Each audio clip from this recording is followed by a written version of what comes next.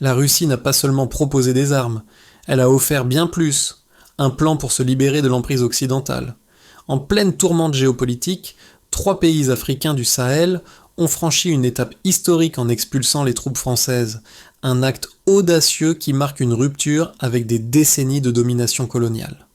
Le Burkina Faso, le Mali et le Niger, sous la direction de leaders comme Ibrahim Traoré, ont désormais l'opportunité de redéfinir leur trajectoire géopolitique loin de l'influence historique de l'Occident.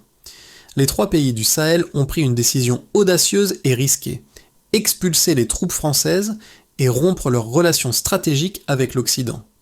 Cette rupture, à la fois militaire et politique, ne marque pas simplement une volonté de se libérer d'un héritage colonial, mais constitue aussi une affirmation de souveraineté.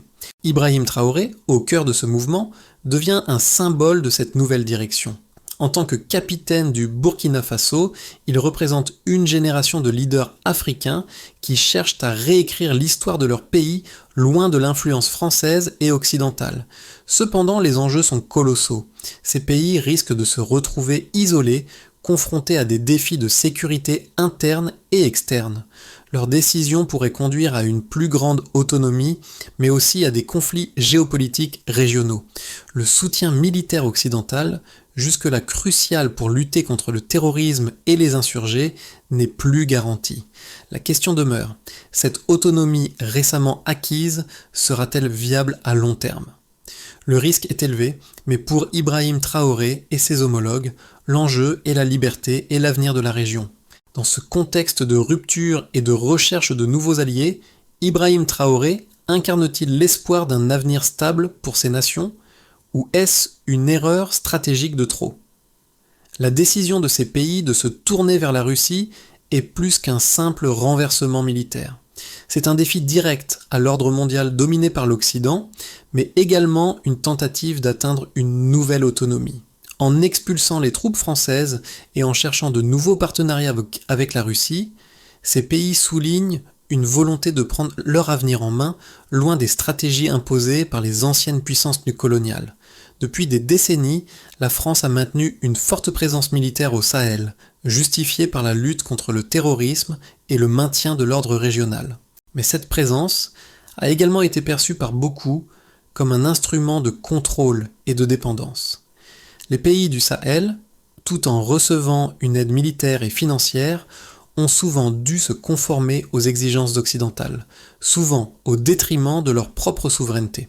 Cette situation a été exacerbée par le mécontentement croissant au sein de la population, qui a vu dans l'influence française et américaine une forme de néocolonialisme.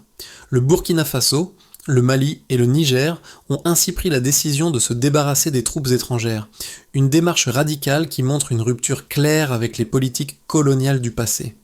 Mais cette rupture n'a pas été sans conséquences. Ces pays doivent maintenant naviguer dans un environnement international complexe où la Russie, la Turquie et la Chine se positionnent comme alternatives à l'Occident, offrant des partenariats sans conditions politiques ou sociales. Cependant, ces nouvelles alliances ne sont pas sans risque. L'entrée de la Russie et de la Chine dans la région peut poser de nouveaux défis, notamment en termes de dépendance vis-à-vis de puissances étrangères. Mais le principal changement reste la volonté de ces pays de forger leur propre chemin hors des anciennes structures impérialistes.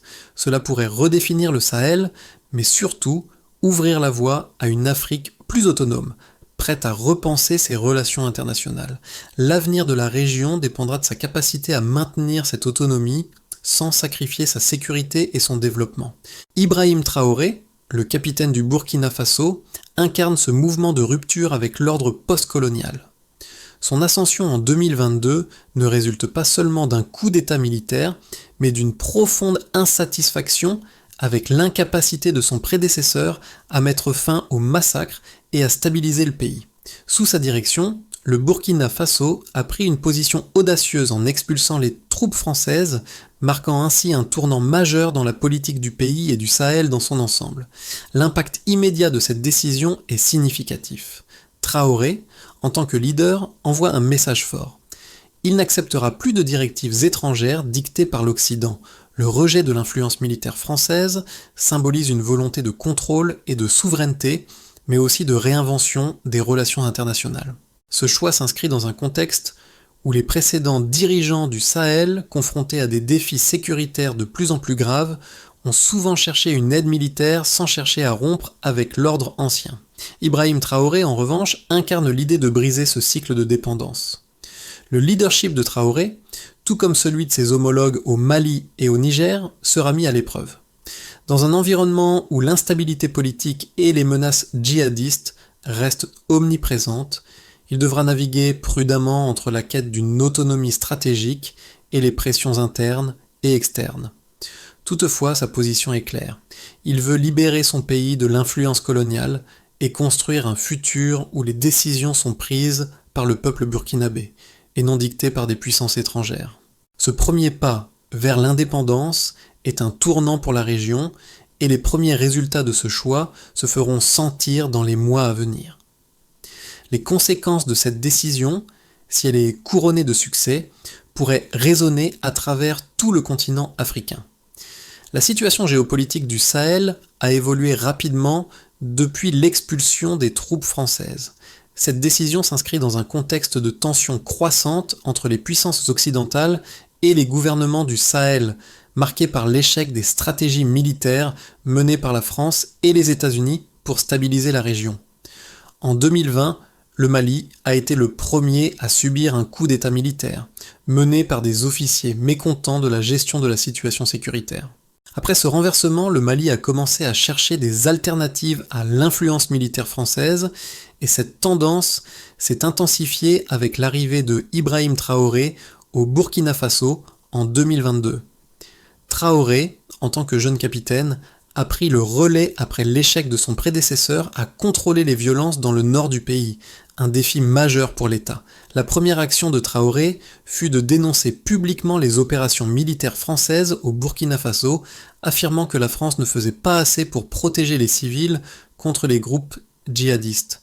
L'expulsion des troupes françaises par le Burkina Faso en janvier 2023 a ouvert une nouvelle ère pour la politique du pays. Cela a également été perçu comme un signe de solidarité entre les trois pays du Sahel. Le Mali et le Niger ont emboîté le pas, consolidant cette rupture avec l'Occident. L'argument avancé par ces dirigeants est que les interventions étrangères n'ont pas réussi à éradiquer les menaces terroristes et n'ont pas apporté de véritables solutions aux problèmes structurels de la région, tels que la pauvreté, la gouvernance et les inégalités. Ce mouvement a rapidement attiré l'attention des puissances étrangères. La Russie, par exemple, a réagi positivement, offrant une assistance militaire directe. Moscou a proposé des entreprises militaires privées, comme le groupe Wagner, pour remplacer les forces françaises sur le terrain. Cette proposition a été bien accueillie par les autorités locales, qui ont vu en elle une alternative moins contraignante et plus flexible, sans les conditions politiques et démocratiques imposées par l'Occident. La Turquie a également renforcé ses liens avec le Sahel, offrant des drones et du matériel militaire sans les prérequis politiques des puissances occidentales. L'expansion de l'influence russe a profondément changé l'équilibre du pouvoir dans la région. La France, après avoir longtemps dominé la scène militaire et économique, voit désormais son influence décliner.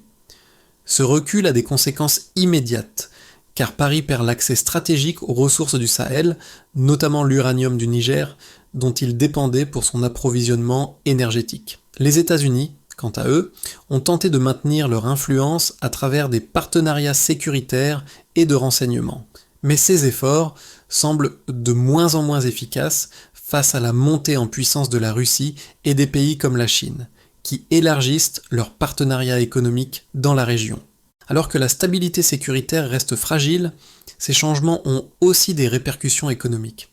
La réorganisation du secteur énergétique, en particulier les contrats miniers, pourrait offrir aux pays du Sahel une plus grande part de leurs ressources, réduisant ainsi leur dépendance à l'égard des multinationales occidentales.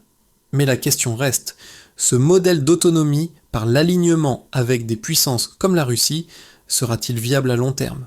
Les prochaines années seront cruciales pour déterminer si ces pays pourront maintenir leur stabilité sans sacrifier leur souveraineté, ou si cette indépendance nouvellement acquise est une illusion. Pour mieux comprendre l'impact de cette rupture géopolitique, examinons les preuves chiffrées qui illustrent l'évolution de la situation sécuritaire et économique dans le Sahel depuis les événements de 2020. 3 pays du Sahel, le Mali, le Burkina Faso et le Niger, ont été confrontés à une multiplication des attaques terroristes et à une dégradation continue de la sécurité, malgré la présence militaire occidentale. D'abord, depuis 2015, le nombre d'attaques terroristes dans la région a augmenté de manière exponentielle. Selon le rapport du Global Terrorism Index, GTI 2022, le Sahel a vu une multiplication par 6 des incidents violents liés au terrorisme en l'espace de 5 ans. En 2020, les attaques terroristes ont fait plus de 1000 victimes dans le seul Burkina Faso, un chiffre qui a doublé en 2021. Cette escalade de la violence a poussé de plus en plus de citoyens à remettre en question l'efficacité des forces militaires françaises et américaines stationnées dans la région. Ensuite, un sondage réalisé en 2021 a révélé que 57% de la population burkinabé considérait la présence militaire française comme un obstacle à la paix et à la sécurité. Une majorité des Burkinabés pensait que l'expulsion des troupes françaises était nécessaire pour redonner au pays sa souveraineté et sa capacité à se défendre de manière autonome. Ces sentiments ont été partagés par les populations du Mali et du Niger, où la frustration vis-à-vis de l'inefficacité des interventions militaires étrangères a conduit à des mouvements populaires en faveur de la sortie de l'Occident. Sur le plan économique, la présence militaire occidentale a également entraîné des coûts importants pour les gouvernements du Sahel. En 2020, la France a dépensé environ 800 millions d'euros pour financer l'opération Barkhane, déployée au Mali et dans d'autres régions du Sahel. Cependant, les retombées économiques pour les pays concernés ont été limitées. Les investissements dans les infrastructures de base, la santé et l'éducation sont restés faibles, et les ressources naturelles telles que l'uranium du Niger continuaient d'être exploitées au profit des multinationales occidentales, avec une part infime de ces revenus revenant aux pays producteurs. A l'inverse, les accords avec la Russie, bien que nouveaux, ont déjà montré des signes de succès en termes d'assistance militaire et d'infrastructures. La Russie a proposé un modèle sans conditions politiques strictes, permettant au gouvernement du Sahel de se concentrer davantage sur leurs priorités internes sans ingérence extérieure. En 2024, la signature d'accords entre la Russie et le Niger pour la construction d'installations de production d'armement sur le sol nigérien représente un tournant historique. Cette décision pourrait permettre au Niger de produire localement ses propres munitions et de réduire ainsi sa dépendance vis-à-vis des importations militaires étrangères. En parallèle, la Chine a étendu sa présence économique dans la région avec des investissements massifs dans les infrastructures. Le projet de route reliant le Mali et la Guinée, financé par la Chine à hauteur de 1 milliard de dollars, est l'un des exemples les plus marquants. Ces investissements sont perçus comme plus favorables aux intérêts locaux, offrant des solutions économiques concrètes sans les conditions politiques imposées par l'Occident. La question centrale qui reste à répondre est celle de la viabilité de cette nouvelle dynamique. Si la rupture avec l'Occident et l'alignement avec des puissances comme la Russie et la Chine peuvent offrir une certaine autonomie, les gouvernements du Sahel pourront-ils maintenir la stabilité interne tout en évitant une nouvelle forme de dépendance vis-à-vis de ces nouvelles puissances ? Les prochaines années seront déterminantes. L'intégration des investissements étrangers et la capacité des gouvernements du Sahel à renforcer leurs propres capacités militaires et économiques seront cruciales pour leur avenir. Si cette trajectoire est couronnée de succès, elle pourrait marquer le début d'une nouvelle ère pour l'Afrique, mais le risque d'instabilité reste élevé. La rupture avec l'Occident et le rapprochement avec la Russie soulèvent des questions importantes, non seulement sur la politique étrangère des pays du Sahel, mais aussi sur leur avenir économique et sécuritaire. Alors que certains experts voient dans cette nouvelle direction un moyen de gagner en autonomie et en souveraineté, d'autres mettent en garde contre les risques d'une dépendance nouvelle vis-à-vis de puissances extérieures, notamment la Russie. D'un côté, l'un des arguments majeurs en faveur de la rupture avec l'Occident est la volonté de renforcer la souveraineté des pays du Sahel. L'Occident, notamment à travers ses anciennes puissances coloniales comme la France, a historiquement maintenu une influence démesurée sur les politiques intérieures de ces pays. Les gouvernements sahéliens ont souvent été contraints de suivre les priorités étrangères, que ce soit en matière de défense, de ressources ou de politique économique. La Russie, en offrant des partenariats sans conditions politiques, permet aux pays du Sahel de retrouver une forme d'autonomie qu'ils n'ont jamais connue sous la domination occidentale. Cela pourrait également permettre de réinvestir les ressources dans les priorités internes, telles que la lutte contre le terrorisme et la mise en place d'infrastructures locales. De l'autre, le rapprochement avec la Russie comporte des risques de nouvelles formes de dépendance. La Russie, bien qu'offrant un soutien militaire sans condition, ne le fait pas gratuitement. En échange de l'assistance militaire, des accords énergétiques et des ressources naturelles sont souvent négociés. Le modèle russe, en particulier dans le secteur militaire, repose sur l'utilisation de groupes paramilitaires, comme Wagner, qui ont été impliqués dans plusieurs controverses à travers le monde. L'aide militaire de la Russie, bien que plus flexible que celle de l'Occident, pourrait créer une nouvelle forme de dépendance sécuritaire. Les pays du Sahel risquent de se retrouver dans une situation similaire à celle de leur relation avec l'Occident, où la stabilité est conditionnée par des puissances étrangères. De plus, la présence d'entrepreneurs militaires russes pourrait exacerber les problèmes de gouvernance, en introduisant des acteurs extérieurs au service de leurs propres intérêts. Le scénario le plus équilibré pourrait être un modèle hybride, où les pays du Sahel tirent parti des partenariats avec la Russie, la Chine et d'autres puissances, tout en restant vigilants face aux risques de dépendance. En combinant l'autonomie sécuritaire et militaire avec des partenariats économiques stratégiques, ces pays pourraient avoir la possibilité de préserver leur souveraineté tout en bénéficiant des avantages des investissements étrangers. Ce modèle serait particulièrement pertinent si ces nations parviennent à équilibrer la présence militaire étrangère et à renforcer leurs capacités internes, notamment dans la gestion de la sécurité et de l'économie. Toutefois, la question reste ouverte. La coopération avec des puissances comme la Russie, la Chine ou la Turquie peut-elle être véritablement bénéfique à long terme, ou ces pays finiront-ils par échanger une forme de dépendance avec l'Occident contre une autre forme de dépendance encore plus influente à des puissances étrangères ? Les années à venir, marquées par la mise en œuvre des nouveaux partenariats, détermineront si cette rupture géopolitique est un pas vers une réelle souveraineté ou une nouvelle forme de domination. La rupture avec l'Occident par les 3 pays du Sahel ne se limite pas à une simple expulsion des troupes françaises, mais représente une redéfinition fondamentale de leur place dans le monde. Ce tournant marque un changement géopolitique majeur, mais les véritables enjeux résidant dans les mois à venir. L'Afrique, historiquement dépendante des puissances occidentales pour sa sécurité, ses ressources et son développement, pourrait bien réécrire les règles du jeu. Cependant, cette rupture pose aussi des défis cruciaux. Si l'alternative russe et chinoise semble séduisante pour certains, elle pourrait également entraîner une nouvelle forme de dépendance, aussi insidieuse que celle imposée par les anciennes puissances coloniales. Les enjeux ne concernent pas seulement les pays du Sahel, mais l'ensemble du continent africain. D'autres nations pourraient suivre le même chemin, mais cela dépendra de la manière dont ces pays réussiront à équilibrer leur quête de souveraineté avec les réalités géopolitiques complexes du XXIe siècle. Les conséquences de la rupture avec l'Occident pour le Sahel et ses populations sont multiples et variées. Sur le plan géopolitique, cette décision marque un changement radical dans l'équilibre des pouvoirs en Afrique de l'Ouest et, plus largement, sur le continent.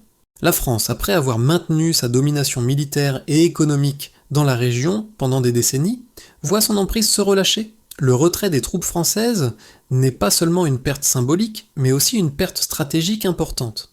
Les bases militaires françaises au Sahel, telles que celles du Mali et du Burkina Faso, étaient des centres de commandement crucial pour les opérations de sécurité dans la région. Leur fermeture représente une perte substantielle de capacité pour Paris, notamment en matière de renseignement et de lutte contre le terrorisme. Sur le plan économique, la perte de ces accords de défense signifie aussi que les pays du Sahel auront moins de soutien pour leurs initiatives de développement. Cependant, cette situation offre également une opportunité, l'ouverture vers de nouveaux partenariats, en particulier avec la Russie, la Chine et la Turquie. Ces puissances étrangères ont déjà commencé à investir dans la région, offrant des alternatives aux anciens accords économiques et militaires. La Russie, par exemple, a proposé un modèle où les ressources sont exploitées au bénéfice des gouvernements locaux sans les conditions politiques imposées par les puissances occidentales. Le Niger, par exemple, a signé des accords avec la Russie pour la construction d'installations de production d'armement sur son sol, une décision qui pourrait radicalement changer l'équation sécuritaire du Sahel. Mais ce changement géopolitique n'est pas sans risque. L'autonomie obtenue par ces pays, en expulsant les forces étrangères, pourrait se voir remplacée par une dépendance accrue vis-à-vis des nouveaux alliés. La Russie, bien qu'elle offre un soutien sans condition, pourrait également chercher à étendre son influence en échange de ressources naturelles, comme l'uranium du Niger, ou en imposant des contrats militaires avec des conditions stratégiques. Ces alliances pourraient ne pas être aussi transparentes qu'elles semblent à première vue, et la question de la véritable souveraineté des pays sahéliens reste ouverte. L'instabilité sécuritaire pourrait également s'aggraver dans les premières années suivant la rupture. Les groupes djihadistes, qui ont prospéré dans la région en raison des faiblesses structurelles des États du Sahel, pourraient se renforcer dans le vide laissé par les anciennes puissances coloniales. Bien que la présence militaire russe et des autres alliés puisse offrir un soutien immédiat, il reste à voir si ces forces seront capables de répondre aux défis complexes de la région, notamment la gestion des tensions ethniques, les inégalités sociales et les conflits interétatiques. Sur le plan populaire, cette décision a également suscité des réactions mitigées, bien que les gouvernements du Sahel bénéficient d'un certain soutien populaire pour leur prise de position contre l'Occident, notamment en raison du sentiment anti-français croissant. Ce soutien pourrait être éphémère si la situation économique et sécuritaire ne s'améliore pas. Les populations, longtemps confrontées à des conditions de vie difficiles, pourraient rapidement se lasser si les promesses d'autonomie et de prospérité ne se matérialisent pas. De plus, les pressions internes, comme les dissensions politiques au sein des gouvernements sahéliens, pourraient affaiblir la cohésion nécessaire pour maintenir cette nouvelle direction. Enfin, les pays voisins, comme le Tchad, le Soudan et la Mauritanie, suivront de près les développements dans ces trois pays. Si cette rupture géopolitique réussit à apporter une plus grande stabilité et autonomie, il est possible que d'autres nations africaines, en particulier dans la région du Sahel et au-delà, choisissent de suivre le même chemin. Cela pourrait redéfinir l'ordre politique et économique du continent africain avec des répercussions à l'échelle mondiale. Mais si ces pays échouent à maintenir leur stabilité, l'Occident pourrait retrouver sa position dominante, renforçant ainsi son contrôle sur la région sous forme de nouvelles interventions économiques ou militaires. L'avenir du Sahel dépendra grandement de la manière dont la situation géopolitique et sécuritaire évolue dans les 6 à 12 prochains mois. 3 trajectoires sont possibles, chacune ayant des implications profondes pour la région et l'équilibre des pouvoirs en Afrique. Un scénario de base verrait les pays du Sahel réussir à stabiliser leur situation intérieure malgré les défis sécuritaires. Le soutien militaire de la Russie et de la Chine, bien que plus flexible que celui de l'Occident, permet aux gouvernements locaux de se concentrer sur leurs priorités internes, notamment la lutte contre le terrorisme et le renforcement des infrastructures locales. L'autonomie acquise grâce à la rupture avec l'Occident devient un atout majeur pour ces pays. Le Niger, le Burkina Faso et le Mali commencent à développer leurs propres capacités de défense, réduisant leur dépendance vis-à-vis des puissances étrangères. Sur le plan économique, les investissements russes et chinois commencent à porter leurs fruits, en particulier dans les secteurs de l'énergie et des infrastructures, réduisant ainsi la pauvreté et le chômage. Dans une perspective plus optimiste, la décision de se libérer de l'influence occidentale pourrait inspirer d'autres pays africains à prendre le même chemin. Le Sahel devient un modèle de souveraineté retrouvée, où les gouvernements locaux, soutenus par des puissances alternatives, comme la Russie et la Chine, réussissent à maintenir la stabilité et à promouvoir un développement autonome. Les relations intra-africaines se renforcent, et les pays du Sahel établissent des partenariats solides avec leurs voisins. L'Afrique, en s'affranchissant des anciennes puissances coloniales, pourrait amorcer un nouveau chapitre de son histoire, fondé sur des alliances stratégiques entre pays africains et nouveaux alliés. Cela pourrait marquer la fin de la domination occidentale sur le continent. Mais un scénario plus sombre est également possible. La rupture avec l'Occident, sans une gestion prudente des transitions politiques et économiques, pourrait entraîner un échec cuisant. Si les pays du Sahel échouent à renforcer leur gouvernance et à assurer la sécurité intérieure, l'instabilité pourrait s'intensifier. Les groupes djihadistes, déjà actifs dans la région, pourraient profiter du vide laissé par les forces occidentales pour renforcer leur présence. L'alternative russe, bien que bénéfique sur le court terme, pourrait ne pas être suffisante pour stabiliser durablement la région. Si la Russie et la Chine échouent à offrir un soutien significatif, ces pays pourraient se retrouver piégés dans une nouvelle forme de dépendance, cette fois vis-à-vis de puissances étrangères non occidentales, exacerbant ainsi les tensions internes et interétatiques. La région pourrait alors sombrer dans une instabilité accrue, ce qui entraînerait un renouveau de l'ingérence occidentale pour restaurer l'ordre. Les mois à venir seront cruciaux pour déterminer dans quelle direction la région du Sahel se dirigera. Les dirigeants de ces pays devront non seulement assurer la stabilité interne, mais aussi naviguer dans un environnement international en constante évolution. L'équilibre fragile entre autonomie et coopération avec de nouvelles puissances sera déterminant pour leur avenir. La situation au Sahel soulève des questions cruciales, non seulement pour les pays directement concernés, mais aussi pour le monde entier. Alors que les gouvernements du Burkina Faso, du Mali et du Niger ont choisi de se détacher de l'influence de l'Occident, cette décision pourrait-elle servir de modèle pour d'autres régions du monde qui cherchent à échapper à l'impérialisme et à la domination économique des grandes puissances ? Si ces pays réussissent à maintenir leur stabilité sans l'aide des anciennes puissances coloniales, cela pourrait constituer un tournant majeur dans la politique internationale. Le défi auquel ces pays sont confrontés est bien plus qu'une simple question de sécurité. C'est une question de souveraineté, de dignité et de contrôle des ressources naturelles qui ont été exploitées par des puissances étrangères pendant des décennies. Le soutien populaire à la rupture avec l'Occident montre que cette décision résonne profondément avec les aspirations des populations locales, qui en ont assez de la présence militaire et des ingérences extérieures. En effet, la fin de l'emprise coloniale et néocoloniale en Afrique pourrait inspirer d'autres nations à remettre en question l'ordre mondial établi. Mais cette quête d'indépendance n'est pas sans défi. Si la région ne parvient pas à se stabiliser et à garantir la sécurité à ses citoyens, le soutien populaire pourrait s'effriter rapidement. Les leaders du Sahel devront naviguer prudemment entre la quête de souveraineté et la gestion des risques internes. Les prochaines étapes de cette aventure géopolitique pourraient déterminer l'avenir non seulement du Sahel, mais aussi de toute l'Afrique. Ce qui se passe au Sahel résonne loin au-delà de ses frontières. Face aux défis géopolitiques et sécuritaires qui se posent au Sahel, les pays de la région doivent définir une stratégie claire pour réussir cette transition vers une plus grande autonomie et stabilité. Le soutien militaire de la Russie et d'autres puissances non occidentales, bien que prometteur, ne suffira pas à garantir un succès à long terme sans un plan solide de renforcement des capacités locales.